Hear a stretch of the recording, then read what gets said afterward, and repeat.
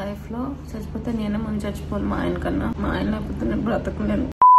సుష్మా కిరణ్, రవి కిరణ్ ఈ ఇద్దరు సీరియల్ నటులు 2009 లో ప్రేమించి పెళ్లి చేసుకున్నారు. యాక్చువల్ గా ఫస్ట్ సుష్మా వాళ్ళ ఇంట్లో వీరిద్దరి ప్రేమని యాక్సెప్ట్ చేసిన రవి కిరణ్ మీద పక్కనోళ్ళు చాలా బ్యాడ్ బాయ్, ప్లే బాయ్ అని చెప్పడంతో సుష్మా పేరెంట్స్ వాళ్ళ పెళ్లికి ఒప్పుకోలేదు. కానీ అప్పటికే రవి కిరణ్ తో డీప్ లవ్ లో ఉన్న సుష్మా వేరే దారి లేక ఇద్దరు ఇంట్లో తెలియకుండా సీక్రెట్ గా పెళ్లి చేసుకున్నారు. ఇంకా పెళ్లైన 4 ఏళ్లకి ఎన్నో మొక్కుల తర్వాత వీరిద్దరి ప్రేమకి ప్రతిరూపంగా ఒక కొడుకు పుట్టాడు.